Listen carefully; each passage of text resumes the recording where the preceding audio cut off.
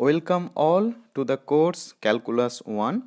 In this course, we will discuss sequence and series of real numbers, continuity and differentiability of a function of single variables. What is calculus? Calculus is a branch of mathematics focused on sequences, functions, limits, continuity, derivatives, integrals, and infinite series. Isaac Newton and Gottfried Wilhelm Leibniz independently developed the theory of calculus in the later 17th century. Here is the syllabus. The course code is MA1110, and in this course we will mainly discuss these three topics. First, sequence of real numbers. Second, series of real numbers. Third one is differential calculus, where we will discuss continuity and differentiability. What is sequence? By a sequence of real numbers, we mean an enumerated infinite collection of real numbers indexed by the set of natural numbers. Here we will study the notion of limits for a sequence. If a sequence has a limit, then such sequence we call convergent sequence. We will study various properties of convergent sequence and we will see many examples.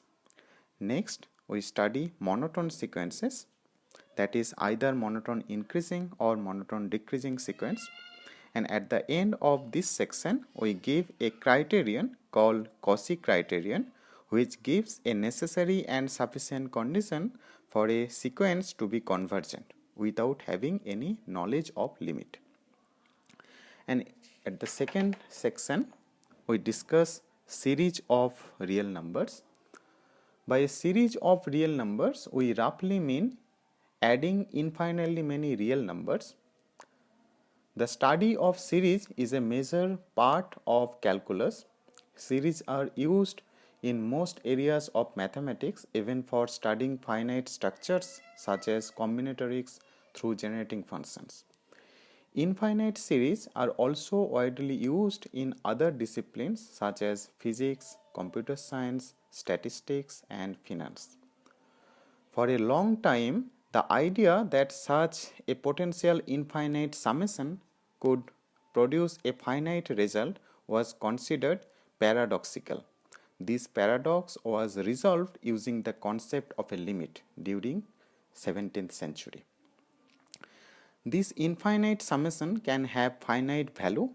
In this case, the series is called a convergent series, otherwise it is called divergent series.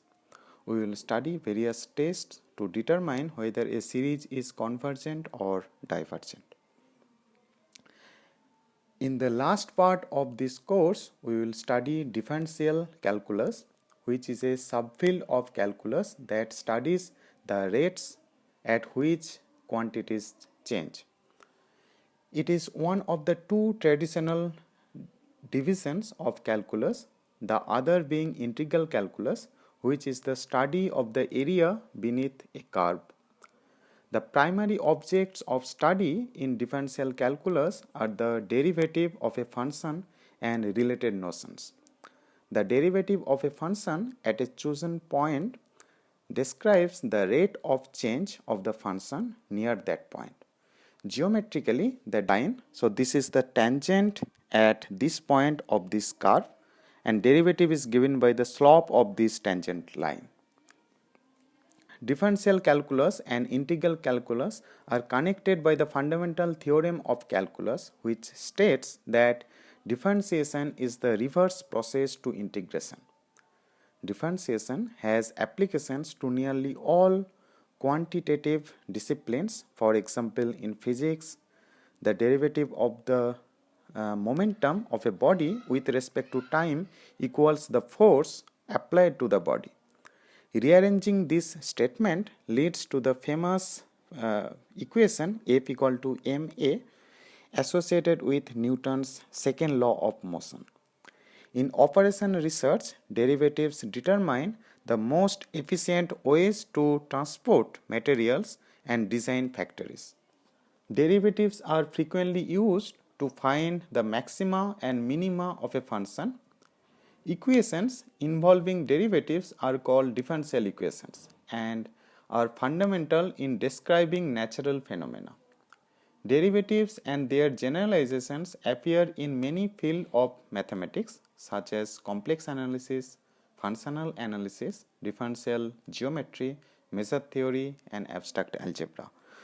So, in this course, we will discuss mainly continuity and differentiability of a function of single variables. We will study rigorous definition of these two notions and statement of Rolle's theorems, Lagrange's mean value theorem, and its applications.